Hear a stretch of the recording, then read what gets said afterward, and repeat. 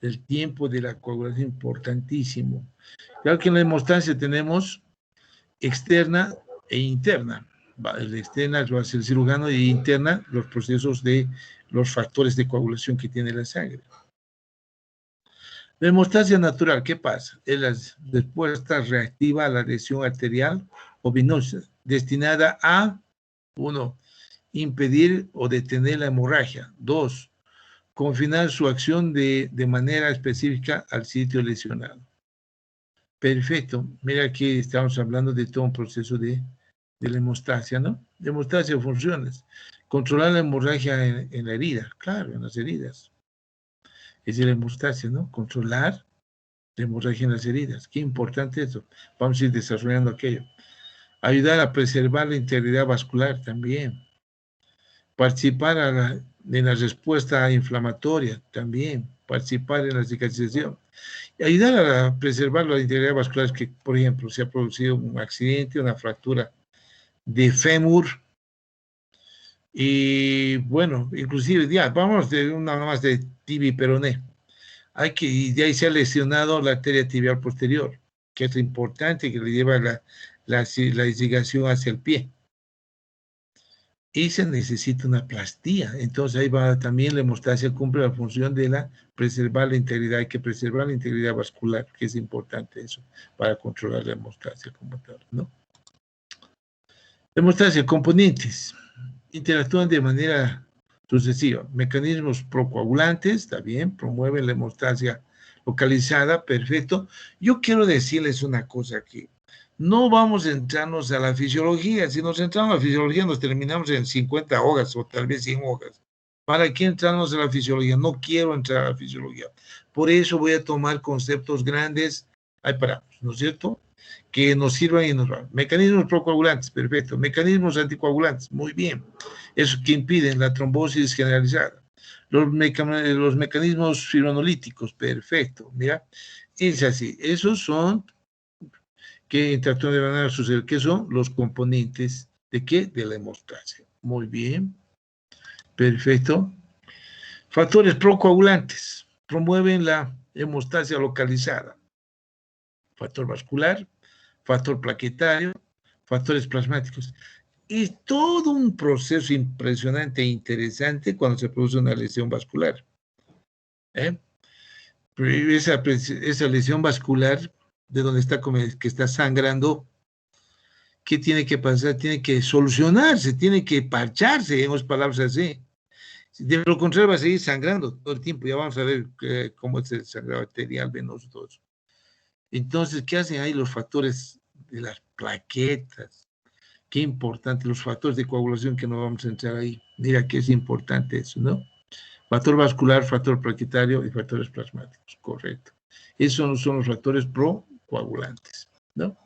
Factor vascular, vasoconstricción, acortamiento, cambios en el endotelio, claro. Apenas se produce una sección de un vaso, se produce una vasoconstricción automática por la capa elástica que tienen, ya sea las arterias, sobre todo, y las venas. Acortamiento, se acorta inmediatamente. Y cambios en el endotelio, que ahí entran todos los factores de coagulación. Factor plaquetario. Adhesividad plaquetaria, agregación plaquetaria y tapón plaquetario. Mira, todos esos son los que participan en esa parte, ¿no? Y esas cosas, eso es lo que quiero, no quiero entrar en detalle. Lesión vascular, descubre la colágena y establece las circunstancias favorables para que las plaquetas se adhieran. Aquí está la lesión, ven aquí una lesión. Se expone el factor tisular. Esta ventana expone las glucoproteínas de la matriz endotelial, y las células endoteliales dañadas pierden sus propiedades antitrombóticas, ¿no? Pero aquí las plaquetas ya están viniendo como si es que supieran dónde está la lesión. Mira cómo comienzan a todo un proceso importante, ¿no? Las plaquetas se adhieren y se activan. Mira, las plaquetas se están conglomerando, están parchando las lesiones del endotelio. Tapón plaquetario, cierre de la ventana. Cierra la ventana entre las células endoteliales Las plaquetas cubren las áreas dañadas en la superficie del endotelio. Importante, importante. Por eso, para el sangrado. Ya que un paciente que viene y tiene una epistaxis, que está sangrando por la nariz, y se le pide, primero un ratito antes de hacer el tapón, espera, no te limpies nada, esperamos. Se hace un coágulo de grande, terrible, esperamos. También se hay esta agregación plaquetaria, porque se ha producido una lesión vascular por eso ha sangrado de la nariz. Ya sea que si tiene gripe o ha rascado con la nariz porque estaba medio duro adentro, o algo ha tenido que haber para que si, o en su defecto un señor que tiene hipertensión arterial, ha subido su presión y gracias a Dios se ha reventado en la nariz, a que haya reventado en el cerebro y producir un accidente cerebrovascular es excelente la nariz. Y entonces, cuando esté en la nariz, decir un ratito, yo espero así, se va a formar su coagulito y todo eso, luego con calmita les da con los coágulos, perfecto, sin llegar a la lesión, muy bien. Y ahora estás respirando, si ya respiro mejor, ni me suenes, nada, se queda así. Si me vas a sonar, se va a reventar. Y hay algunos llantos que, otra zona, yo estoy botando los coágulos, sigue sangrando, porque el coagulito lo ha sacado. Y si, digamos, no puede pararse, entonces agarro ahí mi gasa que está con vaselina o con alguna pomadita y le meto, es decir, ya adentro de la gasita el tapón. ¿Qué hace el tapón? Comprime el vasito nada más y así se evita del sangrado. Hasta que se busque la agregación plaquetaria. Importante eso, ¿no? Las plaquetas activadas reclutan más plaquetas, lo que constituye la agregación plaquetaria. El adenosín difosfato plaquetario y el tromboxano A2 atraen las plaquetas circulando para que se unan al tapón plaquetario o agregación plaquetaria. Mira, impresionante cómo las plaquetas pasan. Por eso es de que cuando hay una plaquetopenia, cualquier esfuerzo va a sangrar. Y como no tiene muchas plaquetas, va a tener pues, unas hemorragias terribles el paciente. Por eso los que tienen trombocitopenia es terrible, ¿no? Factores plasmáticos son los factores determinantes de la coagulación sanguínea. Integran las vías de cascada de la coagulación. Extrínseca e intrínseca, como habíamos dicho, ¿no? Y se reparte nada más. Aquí está justamente la fase de propagación. Aquí está la lesión endotelial, la fibrina y el fibrinogen. Dicho que esto es toda una fisiología que no vamos a entrar ahí. Mira, aquí toma en cuenta la ruptura del vaso, contracción y vasoconstricción, agregación plaquetaria, formación de trombina. Trombina y fibrina forman fibrinógeno, fibrinolisis. Mira, todo eso son temas gigantes y grandes de la fisiología. Vamos a hablar de la clasificación de hemorragias. Interna, ruptura de algún vaso sanguíneo en el interior del cuerpo. Este paciente se ha caído de la moto, o sea, accidente de moto y ha golpeado el muslo, que está, no, gracias a Dios no se ha fracturado el fémur, pero ahí ha golpeado el muslo, se ha producido unas rupturas vasculares, porque los músculos tienen circulación, y se produce entonces un sangrado de un vaso, eso da lugar a un hematoma, ¿no? Perfecto, un hematoma. Y dependiendo del tamaño del hematoma, si está grande y fluctuante, uno drena, los coágulos van a salir antes que se transformen en absceso. Externa, origen externa, producida por ruptura de un vaso sanguíneo a través de la piel. Unas son las heridas abiertas. Ahí está, ¿no? De frente ha caído, ha golpeado, listo. Exteriorizada, orificios naturales del cuerpo. Si el paciente tiene una úlcera sangrante en estómago, úlcera gástrica, se llena de sangre y hace una, es decir, hematemesis. Cuando es vómito es hematemesis. Con el vómito, está sangrando, eso está exteriorizando un sangrado. O tiene unos pólipos que en el intestino grueso, ya sea por el sigmoides, el colon descendente, están sangrando por abajo, ¿qué va a hacer? Rectorragia, va a eliminar sangre viva, ¿no? O este paciente está con tuberculosis y tiene unas cavernas pulmonares. Estas cavernas, al estar tosiendo, se revienta un vaso y comienza a eliminar sangre con la tos. Eso se llama hemoptisis, ¿no? se está exteriorizando la hemorragia de acuerdo al origen. De acuerdo al vaso afectado, puede ser capilar, más frecuente, menos grave, es un sangrado que fluye en sábanas, es decir, le ha sacado la pielcita y está sangrando de todos puntos. No hay un vaso, sino está sangrando de toda la zona que le ha habido una laceración y hace la piel. Aquí, procedente de alguna vena lesionada, sale de la forma continua, sin fuerza, pero sin fuerza, rojo oscuro. Mira, es importante, aquí es el brazo. Pero es más terrible cuando son las venas varicosas. Las venas varicosas hay de la safena y sus colaterales, al rasparse una mujer tiene sus venas gruesas, se raspa y es decir, se pincha, rompe la vena ahí, ya cerca del malleolo interno, puede ser por el malleolo interno del pie derecho. Señores, en esa hemorragia venosa, hay mucha gente que agarra una toalla y lo envuelve, una sábana lo envuelve. Y sabe que alguien necesita orientación y educación. Si le envuelven así, sigue sangrándose adentro. Va a terminar de salir, todo va a terminar desangrándose ese paciente y va a morir por shock hipovolémico. Cuando es venoso, es continuo, bien clarito, va perdiendo en forma continua, sale en forma continua, sin fuerza, pero está chorreando. Pues, es de color oscuro cuando es venoso. Entonces, ¿qué debería hacer esa persona que tiene su varice o algo así venoso? Agarrar el dedo índice y presionar el lugar donde sangra y ir volando hasta un centro de salud, a un puesto de salud, centro de salud. Llega al centro de salud, lo que tiene que ser el médico, hacer antisepsis, su campus, todo aquello, y darle un punto, ni siquiera anestesia, porque si pone anestesia va a doler más. Un punto pasas y ligas, listo. Si no hace eso, no para el sangrado, señores. Cuidado con eso. Cuando es arterial, es grave, es chorro intermitente. Y la sangre es rojo brillante, digo arterial. Todavía las arterias se retraen y pueden formar coágulo y parar. Pero si es de un calibre, digamos que ya es de un calibre grandecito, va a sangrar hasta parar eso. Igual va a ir chisgueteando, chisgueteando.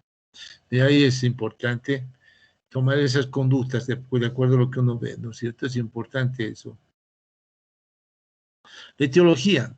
Dexis, solución de continuidad o rotura de un vaso, puede ser por arma blanca, daño intencional y un corte con arma blanca, con cuchillo, alguna cosa de un corte ahí, ¿no?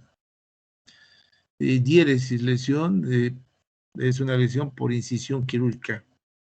No simplemente accidental, porque es una incisión de una cirugía, va a cortar algunos vasos y luego va a ser la hemostasia, no hay problema. Diabrosis, corrosión de la pared vascular con bordes mal definidos. Había un accidente, se ha arrastrado el paciente, ha sido arrastrado por un carro, haya perdido piel, parte del muslo, y ahí hay también lesiones vasculares.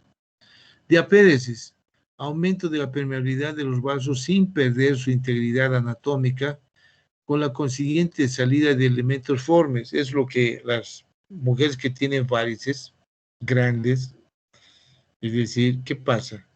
Su piel de la pierna, que donde está la base, se torna cada vez más oscuro porque los elementos de la sangre van saliéndose, porque no pueden, como hay alteración de las válvulas de las venas, no pueden seguir su curso y entonces les es difícil subir y se quedan, y la mujer tiene actividad de pie, peor, entonces el piecito se va volviendo cada vez más oscuro, hasta que se produce una lesión y esa lesión dura años, a no ser que se opere las varices.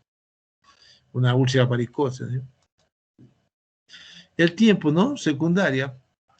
Cuando después de 24 horas de una cirugía secundaria, asociadas a presencia de cuerpos extraños en alveolos, y hemorragia es decir, hemorragia que puede presentar, que esto es bien clarito, ¿qué pasa? ¿Qué pasa en este caso?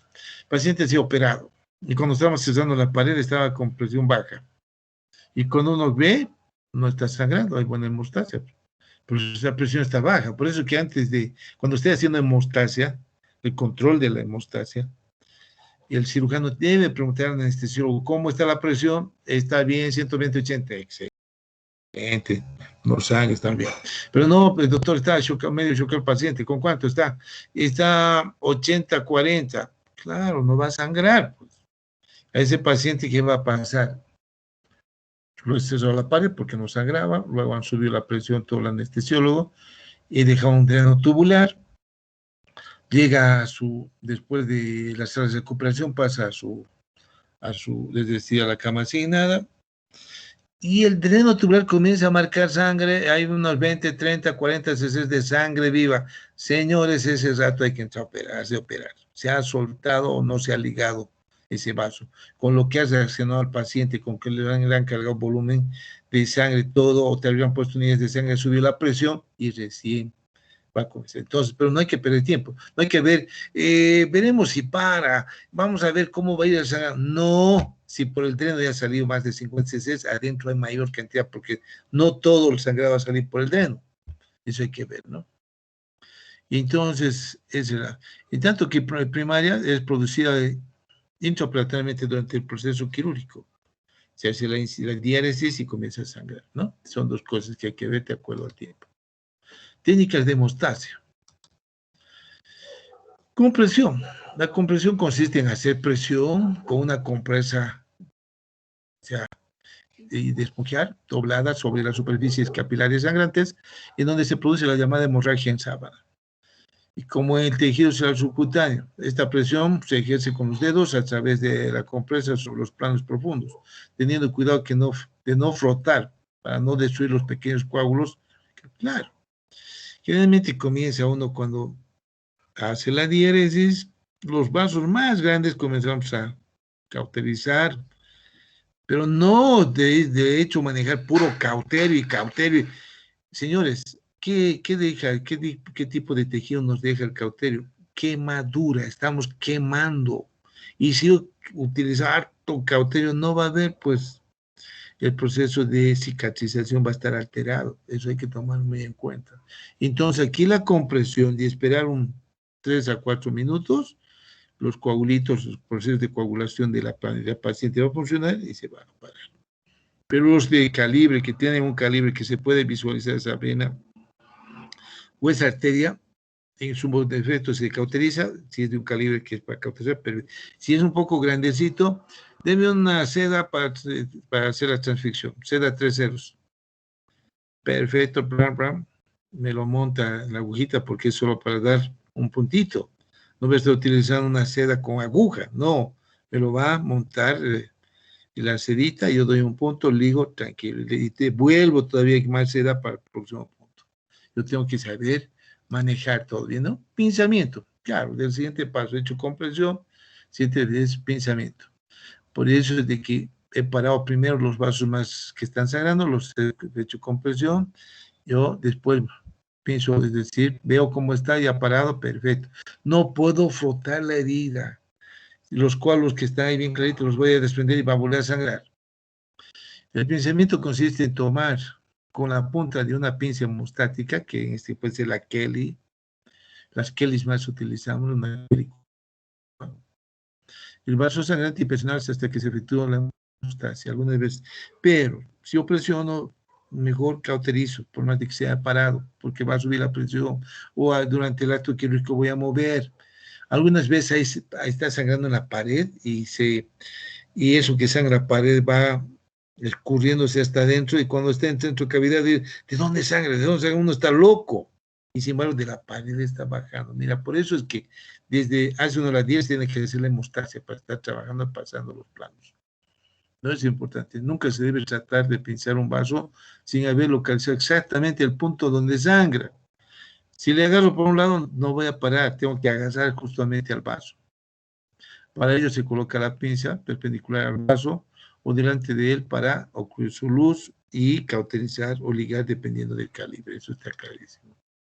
El pinzamiento es útil para lograr hemostasia en vasos delgados o de pequeño calibre.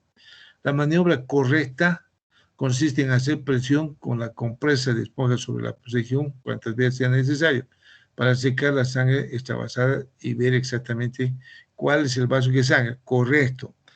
Está sangrando harto en una zona X. Comprimo un rato, Todos ya están con sus Kellys, el ayudante está con su Kelly, el cirujano con la otra mano está con Kelly. Levanta la compresa y vemos los puntos que más sangra. Perfecto, tanto el ayudante como el cirujano. Ligadura. Este procedimiento se emplea en vasos de calibre mediano y grueso. Consiste en pinzar el vaso y una vez logrado poner por debajo de la punta de la pinza una ligadura de material absorbible o no absorbible, según sea el caso. Claro. Entonces yo pinzo es decir, un vasito de un calibre que veo que hay que ligarlo por el tamaño, la ubicación, todo, y pido una pinza montada. Entonces, la pinza montada es que está, es decir, una Kelly que lo muerde en un extremo y me lo pasa. Yo agarro la Kelly, paso al extremo de la punta que está pinzando el vaso y doy un nudo, pido al ayudante que me suelte la pinza y termino de dar los nudos correspondientes. Hace mucho como uno tiene que ver el calibre durante si es de calibre y ve la zona donde hay que pinzar y hay que ligar. Por ejemplo, en toda hernia, en toda cirugía de hernia inguinal, crural, hernia encarcerada, cual la cirugía inguinal, no se maneja cauterio, señores, se maneja pura ligadura, porque manejas cauterio y se transforma y al día siguiente tienes un hematoma 100%. Eso hay que ponerse a la cabeza. Estas ligaduras también se aplican cuando en forma deliberada o accidental se lesiona la pared de un vaso sin seccionarlo. Claro, se mueve biencito. Bien, tiene que estar bien colocado, tengo que exponer bien para que ligue, no puedo estar al punto que voy a ligar y se va a salir. Tengo que saber ligarlo bien y que eso me mantenga la hemostasia correspondiente. Con las pinzas se toma un pliegue de dicho vaso en el lugar donde se efectuó la solución de continuidad y se liga. Cuando accidentalmente se ha seccionado un vaso de grueso calibre, como la arteria carótida, uy, eso es terrible, humeral o femoral, la sección es pequeña y se sigue el procedimiento anterior. Yo les voy a decir, todo depende si por el accidente se ha lesionado un vaso grande, complicado, ya sea del cuello, del brazo o del miembro inferior, y este vaso esta arteria me lleva sangre, y es la que está proveyendo sangre a todo el miembro, la parte digamos, del pie. Tengo que hacer la plastía, tengo que solucionar es decir, esa lesión vascular, bien clarito. Si, digamos, se ha perdido grande tejido, es decir, haré un bypass. Del bypass del mismo paciente saco la safena y lo invierto y luego hago anastomosis de ese trecho que se ha lesionado al vaso, porque es importante. Si yo ligo eso, no va a haber sangre abajo y van a necrosarse el pie. Entonces es importante el asunto, ¿no es cierto? Muy bien. Fulguración, antiguamente habían equipos, hoy en día ya no, ahora ya le ha ganado esto el cauterio, el electrocauterio. Eso es el procedimiento que se utiliza para cerrar los vasos, la luz de un vaso mediante una chispa eléctrica, una vez que se haya pinzado. Para ello es necesario tener el aparato llamado electrofulguración. Este, mediante mecanismos especiales, produce una chispa cuya intensidad se puede graduar, la cual ha de ser mínima para no mortificar en forma innecesaria los tejidos. Ojo, siempre la quemadura, ¿no? Ahora, por ejemplo, en el cauterio, el electrocauterio ya tenemos, ¿no? O antes era, todavía hay, para pie y para mano. En el pie está uno de los botones, uno de los botones para cauterizar, el otro para corte. Ahora en la mano también viene con su manguito, un manguito tiene para corte y para coagulación. Entonces, dependiendo cómo uno quiere manejar, ¿no? Tipos de hemostasia. Vamos. Hemostasia transitoria. Digital, oclusión directa con un dedo, aquello que les decía. Dígito digital, oclusión entre los dos dedos. Algún vaso que está sangrado puedo presionar entre los dos dedos. Y me dirás en qué situación hay los dos dedos. Hay es decir, ha perdido el paciente la falangeta de la mano, del dedo medio de la mano. Entonces necesito comprimir las dos raíces del lado anterior, es decir, claro, las dos, interna y externa, para que pare la hemorragia. A eso quiere decir. Porque si no lo hago, si no sus colaterales siguen sangrando. hago un lado, los colaterales van a seguir sangrando del otro lado. Entonces, con los dos dedos hago oclusión. Compresión directa con textil sobre vaso dañado, también con una compresita, una gasa. Compresión indirecta con textil sobre un vaso que nutre la región sangrante. Pensamiento instrumentado, ya sabemos. Entonces, todos esos son hemostasias transitorias, ¿no? Hemostasia definitiva, ligadura de un vaso pequeño con cromado 2 ceros. Para arterias puede ser seda y doble ligadura. Hay que ver, ¿no? Todo depende cómo el cirujano tiene que saber con qué quiere ligar. Una arteria gruesita, le digo, no 3 ceros, dime 2 ceros, seda 2 ceros. Transfixión o transfijación o transfixión, seda y agujas gruesas para arterias. Claro, yo pido insertar es decir, a una aguja dependiendo dónde voy a ligar. La arteriografia, separación de la lesión de los vasos de importancia, eso tiene problema, ya les dije. El problema de 4 ceros, 5 ceros, 6 ceros, excelente. O grampas metálicas generalmente de titanio. ¿Cuándo se produce una con grampa?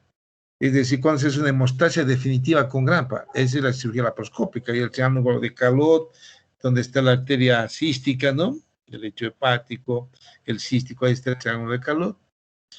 Voy a meter la engrampadora del aparato de laparoscopía hasta dentro y las grampitas, clan, la arteria cística. Luego secciono y ya está cortada. Esas grampas metálicas se quedarán por el resto de su vida en el paciente.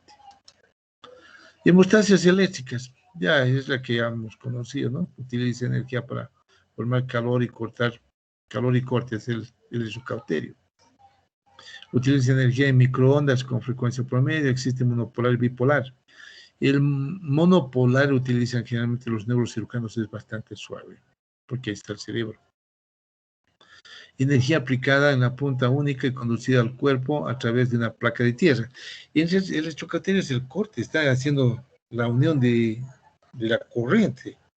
Al unirse los dos polos de una corriente alterna o continua, también, o sea, continua es la batería de los autos, o la batería de las pilas, etcétera, las radios. En tanto que la alterna es la corriente y de energía eléctrica. Y vamos, si va, ¿qué pasa? Pasa. En tanto que aquí está bien dosificado la cantidad de energía que va a pasar por el cuerpo del paciente, porque la placa negativa está pegada ya sea al muslo o a la región lumbar, y el otro sistema está uniéndose. Entonces, cuando hacemos la unión del cauterio con la pinza, estamos uniendo los dos polos y sale la chispa para cauterizar.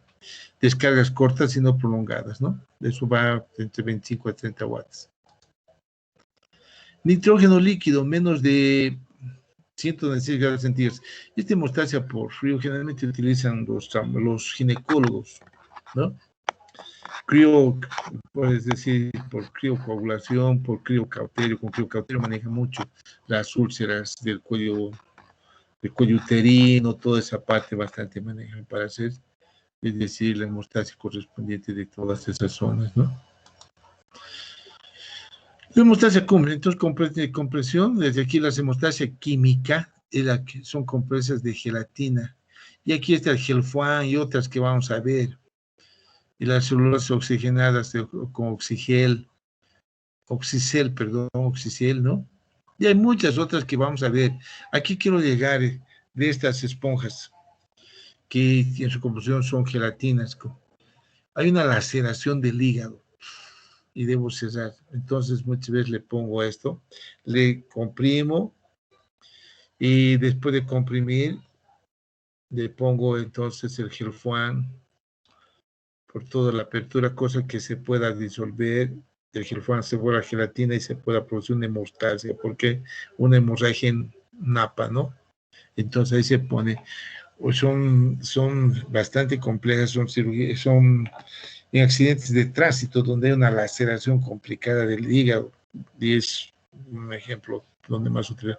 Inclusive no siempre en accidentes, también he desprendido la vesícula, he sacado de su lecho hepático, perfecto, termino todo y sigue mojando, cauteriza un poquito, sigue mojando. Y que llegará un momento que ya no puedo seguir cauterizando, sino es mejor poner un pedazo de Gelfan y seguimos la cirugía. Y voy a ver si ha parado con aquello, se ha colado perfecto, no hay más sangrado, muy bien, tranquilo, ¿no? Esto vamos a ver varios tipos, varias clases, ¿no? Aquí está el Surgicel. Surgicel, ¿no? Es un hemostático absorbible de celulosa oxidada, regenerada, que viene en forma de malla suelta, tensa, de tipo algodón. La sangre se une con la celulosa regenerada, formando un coágulo artificial que interactúa como química, tanto química como mecánicamente. Mira, aquí la laceración o aquí el despegamento. Porque tiene que parar, porque si no va a seguir sangrando, eso hay que tener. Esperamos eso y seguimos otra cirugía. Después revisamos con calmita, perfecto. Muchas veces ahí se comete, ¿no?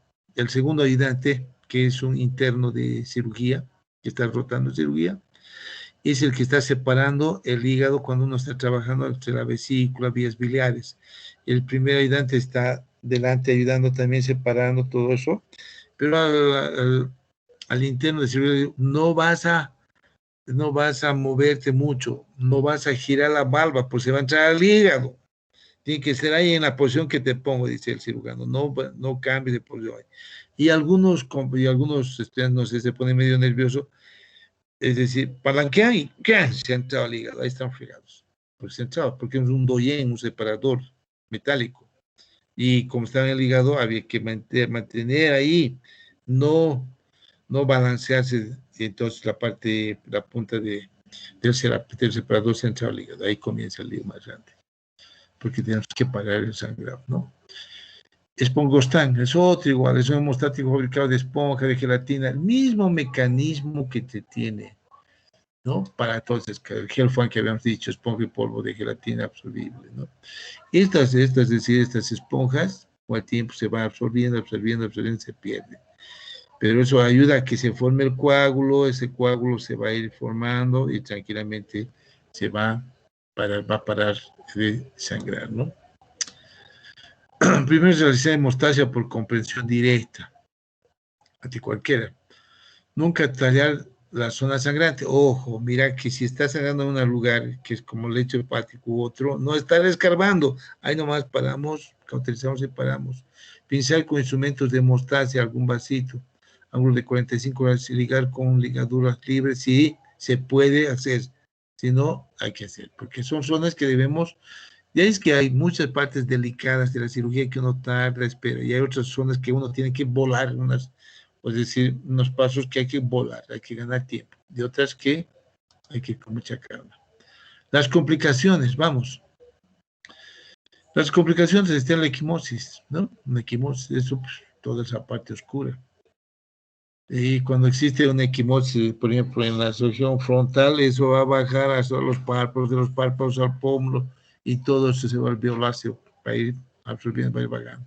El hematoma, ya hemos dicho, cuando se ha producido una ruptura de un vaso, y ha sangrado y se forma el hematoma. Muchas veces por esa presión del hematoma se para el sangrar. Pero si está flotando y es grande, más vale drenar, sacar todos los coágulos, que eso si no se transforma en absceso, ¿no? Trombosis, cuando se ha tapado un vaso y no deja la circulación y mira cómo va y de santos todo el miembro. Y uno tiene que accionar rápidamente. Todas esas situaciones son, en esos casos, cirugías de emergencia, que tiene que ver por dónde se entra a través del Fogarty, que es un catéter que saca los coágulos, mete y saca los coágulos. Es un catéter que uno pasa por la zona que se ha ocluido, es durita el catéter. Luego en su extremo hay como un globito, con solución fisiológica le insufla un poco del globito y luego jala y salen los coágulos. Pero el paciente está con tiempo de coagulación que hemos acelerado, es decir, está no bastante, pero sí como para una cirugía vascular. La trombosis, la hemofilia ya son factores de coagulación, alteraciones congénitas, nacido con esos problemas de hemofilia, ¿no? Evaluación hemostática preoperatoria, si procedimientos de mayor historia, es decir, procedimientos mayor historia sospechosa de sangrado, hay que hacer todos los estudios. Historia altamente sospechosa de efectos hemostáticos, pedir más datos para ver dónde está el defecto. Claro que el hematólogo, cuando el paciente tiene alteraciones de coagulación por encima de los valores que uno lo maneja en cirugía o el cirujano, pide interconsulta a hematología y ellos comienzan a revisar bien para poner en condiciones al paciente para poderse operar, ¿no? Trastornos hemostáticos e hepatopatías. Hoy, cuando hay problemas de hepatopatías, problemas hepáticos, hay problemas de coagulación, ¿no? Síntesis disminuida de factores de coagulación, trombocitopenia, hiperfibrinolisis primaria, síntesis disminuida de factores anticoagulantes, la anemia, la disfunción plaquetaria, coagulación intravascular diseminada y alteración de los factores de coagulación. Mira que todos estos son los trastornos hemostáticos en hepatopatías. Es verdad que es complicadísimo, ¿no? Aquí tenemos los trastornos hemostáticos en cirugía cardíaca. Toda cirugía cardíaca, ¿se dan cuenta ustedes? Para hacer una cirugía de cambio de válvulas, tricuspidia, por ejemplo, la tiene que cambiarse porque hay una estenosis de válvula tricuspidia, ¿no? Entonces, para hacer ese cambio de válvulas, para cambiar y ponerle una prótesis valvular de titanio, de cualquiera sea, se maneja una circulación extracorpórea. Es una máquina que va a hacer la función del corazón y va a hacer circular. Al corazón se lo paraliza con inyectables, que son para paralizar los latidos cardíacos, se paraliza, mientras la circulación sigue funcionando a través de la máquina extracorpórea, la circulación extracorpórea. Luego, cuando está el corazón ya parado así, se hace toda la cirugía, se abre el corazón, se cambia la válvula, se pone toda la prótesis correspondiente, listo, se termina la cirugía, todo eso es rápido, tiempo rápido, con controles rigurosos, perfecto, ya está listo. Luego el corazón dice, ya se para la máquina de circulación extracorpórea, ya está todo conectado, se despincha aquellas que están en la gran circulación y un choquecito al corazón, un choque eléctrico y el corazón comienza a funcionar. Impresionante. Y sigue la circulación después. Claro que para eso hay que hacer todo un recuento plaquetario, bajar, es decir, el tiempo de coagulación, todo, porque se imagina, y ese paciente toda la vida va a tomar warfarina, porque tiene una prótesis de titanio metálica, entonces tiene que estar anticoagulado a niveles que pueda manejar bien su organismo. Mira esas cosas importantes, ¿no? Porque si no se producen hemorragias terribles y el paciente fallece, ¿no? Sangrado masivo, mayor, reemplazo de un volumen de sangre en 24 horas, reemplazo del 50% del volumen sanguíneo total en 3 horas, 1.5 gramos por kilogramo minuto en 20 minutos. Mira, a eso se llama, es decir, un sangrado masivo mayor. Esta es la manera de reemplazo de aquella hemorragia que se ha presentado, ¿no? Sangrado quirúrgico por trauma, sangrado excesivo asociado con borde y mortalidad, y generalmente tiene que estar en unidad de cuidados intermedios. 75 a 90% hemorragia por factores técnicos. Algunas veces factores técnicos, estoy hablando que nos hemos olvidado a ligar algún vaso y a comenzar a sangrar, o sea, ha soltado un vaso igual. Coagulopatía heredadas o adquiridas. Eso puede producir también un sangrado quirúrgico por trauma, ¿no? Síndrome de coagulopatía asociada al trauma, pérdida de sangre y dilución, consumo de plaquetas y factores de coagulación, disfunción plaquetaria por hipotermia, disminución de actividad de factores de coagulación por acidosis e hipotermia, fibrinolisis aumentada. Mira, si vemos todos estos factores, mira que van a llegar a un momento dado que son los que van a participar es decir, por estar alterados no haber una coagulación correcta. La pérdida de sangre y dilución, no hay buena coagulación. Ahí no hay plaquetas, por alguna forma no se están formando plaquetas por algún problema a nivel de la médula. Todas estas cosas van a condicionar para presentar las alteraciones de coagulación y por consiguiente la hemorragia, ¿no? Causas de sangrado quirúrgico. Intraoperatorias, problemas técnicos, ya les he dicho, que se me ha soltado una ligadura, un vaso importante. Consumo de factores de coagulación, fibrinolisis aumentada, hemodilución, hipotermia, acidosis, sobredosis de heparina. Mira, todos esos pueden dar causa de sangrado quirúrgico, intraoperatorio. Por eso que tiene que estar bien manejado toda esa parte es decir, el preparo del paciente para la cirugía, ¿no? Eso tiene que estar muy importante, ¿no? Causas de sangrado quirúrgico. Posoperatoria, temperatura temprana, posoperatoria temprana de 0 a 2 días. Posoperatoria temprana de 0 a 2 días. Estoy hablando, en otras palabras, durante la cirugía, a las horas de la cirugía. Problemas técnicos, ya he dicho bien clarito, se me ha soltado un punto o se ha soltado una ligadura. Eso es lo más frecuente, ¿no? O estaba comprimido por alguna cosa, esta vez tiene una cierta compresión, pero generalmente el paciente al salir de la anestesia hace esfuerzos, comienza a reaccionar de la anestesia y entonces el esfuerzo hace subir la presión y ahí comenzamos a aparecer, ¿no? O pues, hay problemas de trombocitopenia, porque tiene alguna trombocitopatía, defecto leve heredado de coagulación, pero es que el paciente ya sabía, es decir, con antecedentes, o no lo hemos estudiado, o de pronto se nos está presentando, porque esto es volando, apenas termina la cirugía postoperatoria. Postoperatorio tardío de 2 a 7 días, ya hay problemas de trombocitopenia, trombocitopatía, deficiencia de vitamina K, falla multiorgánica, ya, pero estamos en 7 días, ya, 2 a 7 días. Es otra cosa muy diferente, ¿no? Opciones terapéuticas. Plaquetas, si el recuento es menor a 50,000. Normal es 250,000. Hasta inclusive paciente sube hasta los 350,000 plaquetas, ¿no? Plasma fresco congelado con tiempo de protrombina, tiempo de tromboplastina mayor a 1.5 veces el control. Crío precipitado de fibrinógeno cuando es menor a 100 miligramos, 150 miligramos por ciento. Estoy hablando de las plaquetas, ¿no? ¿En qué casos? Hay parámetros para decir cuándo le ponemos. Muy bien. Ahora hay un poquito más. Vamos a salir todos y nos colgamos, porque yo le corté un pedacito a Mostacia. Salimos, por favor.